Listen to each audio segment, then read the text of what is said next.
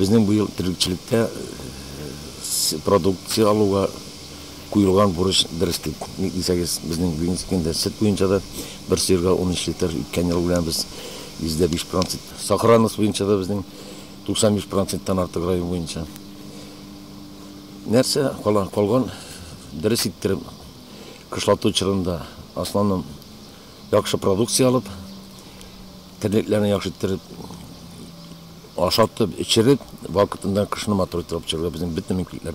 Комплекста 2600 баш мал асырала, шуның 1600 сауым сыйырлары. Бүгін малларының 1534 башы сауыла. Самый высокодойный корова неше килограмм береді? Әр сыйырдан тәулік сайын 20 литр сүт сауабыз, 22.900 сүт іздауайтабыз. Комплекста ішнің ұйыштырылуы, продукция жетіштіру, файдаланылмаған резервлар сүтнің сыйфаты, тірліклерінің ортымы һәм сақланышы, малларны ошату, район башлаған бар нәрсе қызықсындырды. Қышлату чарынайында бегі оңай азықлар біле кірдік. 10.000 синаш, 10.000 силос әзірленді. Печенер, саламдар жете. Сыйырларға сатып алатырған азықлардан подсолнечный жмых алабыз и рапсовый жмых.